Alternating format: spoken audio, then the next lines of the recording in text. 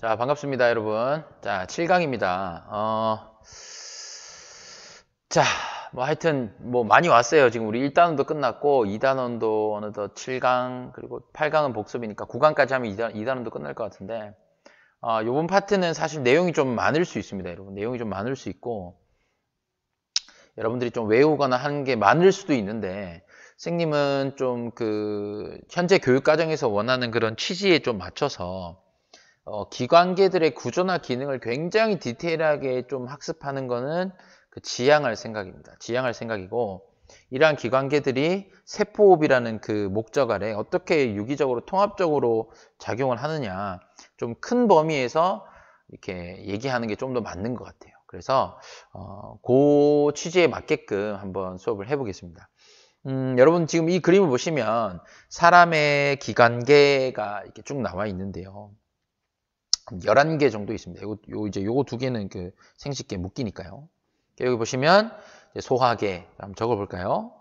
소화계, 그리고 근육계, 뭐 피부계, 림프계, 면역계라고 보시면 되죠. 그 다음에 이제 내분비계, 신경계, 골격계, 생식계, 호흡계, 여기 적을게요. 그리고 배설계. 마지막 순환계. 이렇게 있습니다. 자, 여러분 제가 이게 적은 이유를 아시겠죠? 이번 강에서는 요 4가지의 기관계만 다룰 거예요. 그러면 이제 뭐 사실 근육계라든지 근육계 뭐 이렇게 림프계, 면역계, 내분비계, 뭐 신경계 이런 것들은 3단원에서 우리가 디테일하게 배울 거고요. 나머지 이런 것들은 우리가 좀 다루지 않습니다. 피부계나 생식계나 골격계는 고등학교 과정에서는 다루지 않아요. 자, 그러면 우리가 이 소화계, 호흡계, 배설계, 순환계라는 이 4가지 기관계가 어떠한 목적 아래 다 유기적으로 묶이느냐. 선생님 서두에서 얘기했죠? 세포 호흡이에요. 이 세포호흡을 통해서 ATP를 합성하는 게 이제 우리 지난 시간에 했잖아요. 그죠? 그래서 이 세포호흡을 통해서 ATP를 합성하는 게 주된 목적인데 이 세포호흡을 하려면 소화계, 호흡계, 배설계, 순환계가 유기적으로 작용을 해줘야 돼요. 그걸 우리가 이번 강에 학습하는 겁니다. 자, 내용은 영양소, 산소의 이동. 자, 그럼 보세요. 앞에서 얘기했어요. 여러분, 영양소와 산소가 뭐 할 때 필요해요? 세포 호흡할 때 필요한 재료잖아요. 그렇죠? 지금 이게 무슨 말인지 모르면 여러분들 앞에 6강을 다시 좀 공부를 하셔야 됩니다. 영양소하고 산소 같은 거는 세포 호흡에 필요한 재료야. 이게 있어야 세포 호흡을 해서 ATP를 만들 수 있어. 됐니? 그리고 이렇게 세포 호흡을 하다 보면 뭐가 발생해? 노폐물이 발생해. 얘를 몸 밖으로 내보내는 게 배설계 역할이야. 지금 그럼 영양소는요? 소화계 역할이죠. 산소는요? 호흡계 역할이잖아요. 소화계에서 영양소를 몸에 흡수하고 호흡계에서 산소를 몸에 흡수하고 그러면 이렇게 흡수한 영양소와 산소를 순환계를 타고 온몸에 있는 세포에 공급하고 그리고 세포호흡을 통해 발생한 결과물인 노폐물을 또 순환계가 운반해서 배설계를 통해 몸 밖으로 내보내고 이게 기관계의 통합적 작용이에요. 따라오십니까? 자, 하나씩 살펴보겠습니다. 여러분들 영양소와 산소의 이동입니다. 그래서 소화계, 호흡계, 순환계를 지금 한 파트를 같이 묶어서 한번 보겠습니다. 먼저 소화계예요. 여러분들 여기 한번 보시면 입, 식도, 위, 소장, 대장, 항문 요런 기관들은 제가 파란색이니까 바로 적을게요. 자, 소화관이라고 불러요. 소화관. 그러니까 이제 소화계라는 이 기관계에 속한 여러 기관들 중에 선생님이 지금 파란색으로 표시한 요 기관들은 소화관이라고 부르고 음식물이 직접적으로 지나가는 통로예요. 반면에 침샘이라든지 쓸개, 이자, 간 요 친구들은 음식물이 직접적으로 지나가는 통로는 아니지만 소화에 관여를 해요. 어떤 소화 효소를 분비한다든지 아니면 그 소화에 또 관련 있는 소화액들을 분비하는. 그래서 얘들을 소화샘이라고 해요. 이렇게 구분을 한번 짓겠습니다. 그래서 소화계에 속한 기관들은 소화관, 소화샘으로 구분할 수 있다. 그래서 꼭 음식물이 지나지 않더라도 소화기관으로 본다. 특히 간도 소화기관에 속해 있죠. 됐습니까? 자, 그러면 이 여러 가지 기관들 중에 음식물이 입에서 쭉 들어가면서 분해가 막 일어나잖아요. 그죠? 근데 분해가 일어난 이 산물이 어디에서 흡수가 되는 거야, 얘들아? 소장입니다. 대부분의 영양소는 소장에서 흡수가 돼요. 여러분 생각해 보세요. 만약에 내가 먹은 음식물이 흡수가 되지 않으면 그냥 쭉 소화관을 타고 항문을 통해 몸 밖으로 나가버려요. 그럼 그건 내게 아니야. 내가 먹은 음식물을 잘게 쪼개고 결국은 소장에서 세포막을 통과해서 흡수를 해야 내게 되는 거예요. 자, 그러면 다양한 영양소가 있지만 주로 에너지원으로 쓸 수 있는 요 3대 영양소만 초점을 맞추는 거예요. 얘들이 에너지원으로 쓸 수 있거든. 즉, 얘들을 가지고는 세포업을 할 수 있거든. 됐습니까? 탄수화물의 대표적으로 이제 녹말이죠. 우리가 먹는 주식들이 다 녹말이잖아요. 그죠? 쌀이나 밀. 녹말, 단백질, 지방은 분자가 커서 세포막을 통과할 수 없어요. 그럼 얘네들이 포도당이나 아미노산이나 지방산 모노글리세리드 같은 분해 산물로 쪼개져야 돼. 이렇게 쪼개질 때 다양한 소화 효소나 애들이 관여하는데 그건 다 스킵. 지양하겠어. 알겠니? 자, 그러면 포도당이나 아미노산이나 지방산 모노글리세리드 같은 이런 최종 분해 산물들이 어디에서 흡수가 된다고? 소장에서 흡수가 된다 그랬지. 소장에서. 그 소장의 내부 이 단면을 보세요. 소장의 단면은 주름이 굉장히 많고요. 그 단면에 이런 식으로 이제 융털이란 이게 이겁니다. 융털이라는 아주 미세한 털 구조가 있어요. 굉장히 확대해서 그랬지만. 그럼 이 소장 내벽에 주름도 많고 이 융털이라는 곳을 통해서 이제 융털의 상피 세포막을 이제 통해 이제 이 포도당, 아미노산, 지방산, 모노글리세리드가 들어오는 거예요. 여기까지 됐어요? 영양소가 분해가 되고 이 분해되는 과정이 소화잖아요. 그죠? 분해가 되고 소장에서 흡수되는 것까지 얘기했어. 됐니? 근데 흡수될 때 들어가는 경로가 좀 달라, 얘들아. 자, 포도당이나 아미노산들은 여기 보시면 혈관으로 들어가죠? 보여요?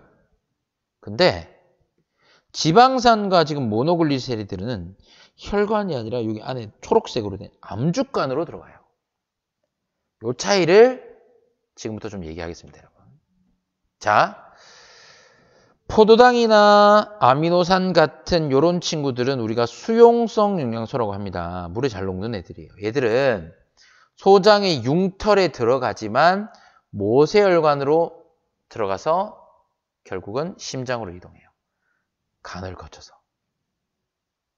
요게 왼쪽의 그림에는 파란색 경로입니다. 자, 소장에 흡수됐죠? 소장이 융털의 모세혈관으로 가서 미안해요. 빨간색 경로예요, 여러분. 요 빨간색 경로. 간을 거쳐서 결국 심장으로 가죠. 됐습니까? 요게 요 경로예요. 색깔을 좀 바꿀게요. 자, 그 다음에 지방산이나 모노글리세리드 같은 영양소를 지용성 영양소라고 하는데 얘들은 뭐 이게 융털로 들어갈 때 지방으로 재합성 되긴 합니다. 이건 참고하시고요. 결국 융털에 있는 암죽관으로 들어가서 암죽관도 하나의 림프관의 일종이거든요.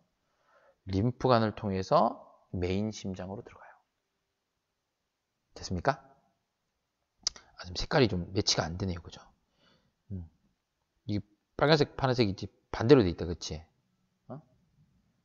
알아먹겠니? 다시 할까? 다시. 미안하다, 얘들아. 다시. 색깔을 바꿔서 할게. 자. 빨간색이야. 포도당, 아미노산 같은 수용성 영양소는 빨간색. 모세혈관을 타고 간을 통해서 심장으로 간다. 그게 여기 빨간 경로야. 소장에서 흡수돼서 쭉 요렇게 가는. 되시죠? 간을 타고 들어가는. 됐습니까? 여기 빨간색하고 매치되죠? 그 다음에 파란색. 지방산이나 모노글리세리드 같은 지용성 영양소. 안 적었네. 얘들은 암죽관을 타고 림프관을 통해 심장으로 들어가요. 여기에서 이 파란색 경로예요. 쭉 이렇게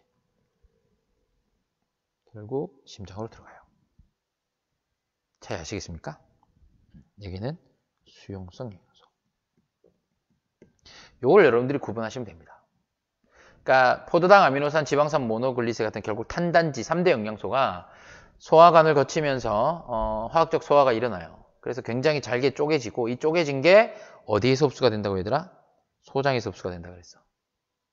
그치? 소장에서 흡수가 되고 근데 수용성이냐 지용성이냐에 따라 결국 종착지 심장인 건 똑같지만 수용성인 애들은 간을 타고 모세혈관을 통해 간을 거쳐서 심장으로 가고 지용성인 애들은 암죽간으로 림프관을 통해 심장으로 간다. 요거를 구분하시면 됩니다. 그러면 소화기는 끝이에요. 순환기로 갑니다.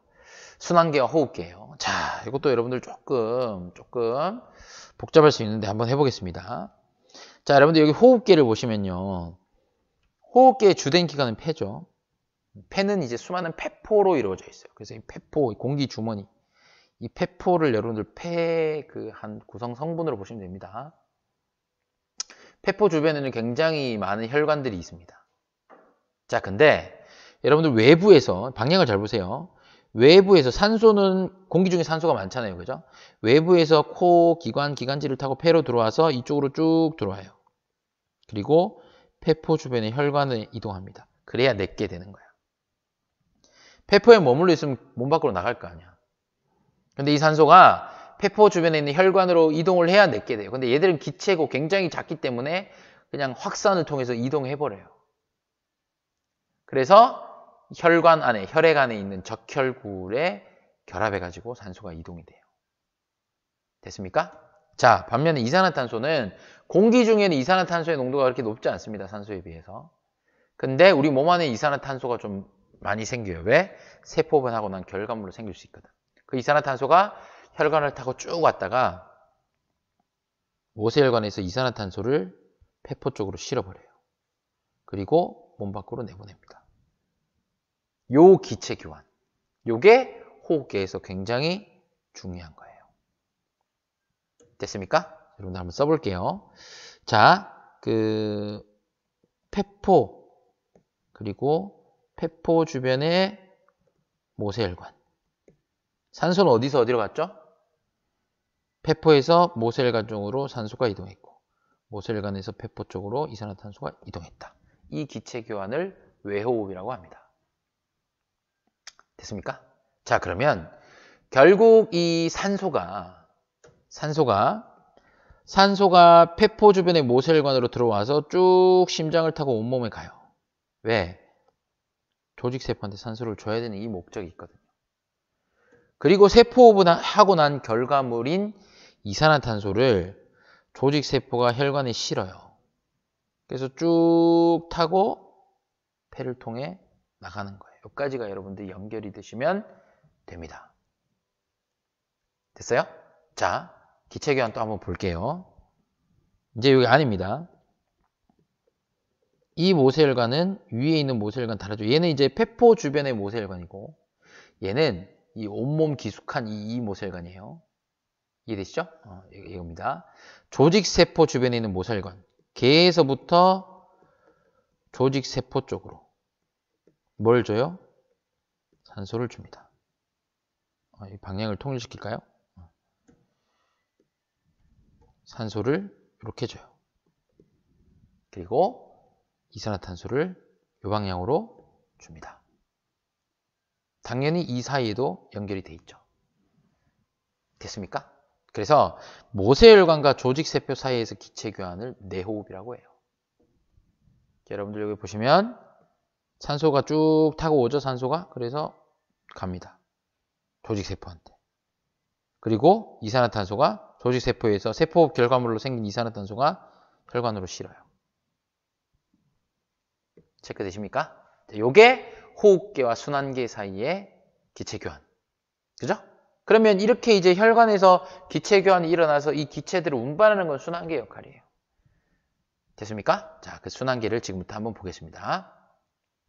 자, 여러분들 순환계의 주된 기관은 누굽니까? 심장이에요. 순환계의 주된 기관은 심장이고요. 그리고 심장에서 나가는 혈관을 동맥이라고 불러요. 여기 보시면 대동맥이 있고 폐동맥이 있죠. 심장에서 나가는 혈관입니다. 그 다음에 이제 심장으로 들어오는 혈관을 정맥이라고 불러요. 온몸을 타고 들어오는 대정맥과 폐를 타고 들어오는 폐정맥. 이게 이제 정맥입니다. 자, 그러면 이 정맥, 동맥은 혈관 이름인데요. 여러분 이게 헷갈리는 게 뭐냐면 여러분 산소하고 이산화탄소의 양을 좀 생각하셔야 되는데 볼게요. 산소는 지금 계속 빨간색으로 적고 있습니다. 여러분들 폐포 주변의 모세혈관에서 산소를 받았잖아요. 그죠? 그러면 이 폐에서 심장으로 들어가는 이 혈관, 즉 폐정맥에는 산소가 풍부해요, 부족해요? 풍부해요. 폐정맥은 산소가 풍부합니다. 그리고 이 폐정맥에서 심장으로 들어와서 다시 온몸으로 나가는 이 대동맥도 여전히 산소가 풍부한 혈액이 흘러요. 그 혈액을 뭐라 하냐면 동맥혈이라고 불러요. 그래서 이 동맥혈, 정맥혈은 여러분 혈액 이름이고요. 폐정맥, 대동맥 이런 것들은 혈관 이름이야. 차이를 하셔야 돼요. 차이를 두셔야 됩니다. 자, 그럼 대동맥 이동할 때 이 혈액은 산소가 풍부한 동맥혈이 흘러요. 근데 조직세포한테 산소를 다 주고 나면 산소가 부족하지. 그리고 이산화탄소를 받아와. 그러니까 이제 다시 이제 피가 좀 바뀌는 거야. 산소가 풍부했던 혈액이 산소는 부족하고 이산화탄소가 풍부한 혈액으로 바뀌어요. 그게 정맥혈이에요. 그 정맥혈이 대정맥을 타고 이동해요. 대정맥을 타고.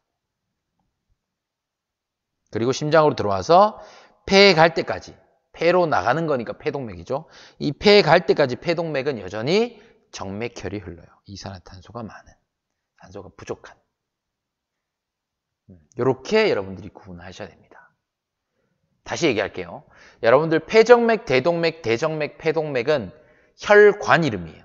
혈관이 혈관. 거기 안에 흐르는 혈액이 동맥혈, 정맥혈, 혈액 이름이야. 그래서 혈관 이름과 혈액 이름을 매치시키면 안 돼. 왜?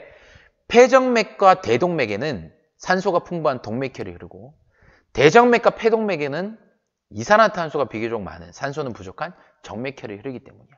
이거는 혈관과 혈액을 매치시켜 외우는 게 아니라 이 전체적인 흐름.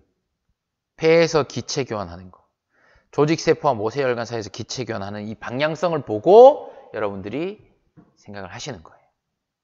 자, 요게 순환계, 호흡계까지 얘기를 했습니다. 자, 그리고 여기 얘기를 하진 않았는데 선생님이 덧붙여서 적어볼게요. 검은색으로 적을까요? 자, 여기 여러분들 산소만 주나요? 지금 이 혈액에 대동맥에 동맥혈이 흘러서 산소가 풍부하지만 아까 소화계에서 흡수해서 이동한 뭐도 있어요? 영양소도 있어요. 얘도 줍니다. 그래야 조직세포가 세포를 할 수 있으니까요. 자, 반면 조직세포에서 세포를 해서 이산화탄소가 발생하죠. 이산화탄소뿐만 아니라 물도 발생하고요. 질소 노폐물도 발생해요. 이 물과 이산화탄소도 우리가 노폐물로 간주합니다. 세포를 하고 난 결과물이니까. 얘네들이 다 이쪽 타고 같이 가요. 같이 가서 심장에 가고 배설계를 통해서 몸 밖으로 나가는 거예요. 여기까지 이해되시나요? 자, 그럼 이제 배설 얘기를 좀 하겠습니다, 여러분. 자, 배설은요, 앞에서 얘기했지만 탄수화물, 지방, 단백질을 그리고 산소 가지고 즉 소화계에서 호흡기에서 얻은 이 재료를 가지고 세포가 세포를 해서 에너지 ATP를 만들었어.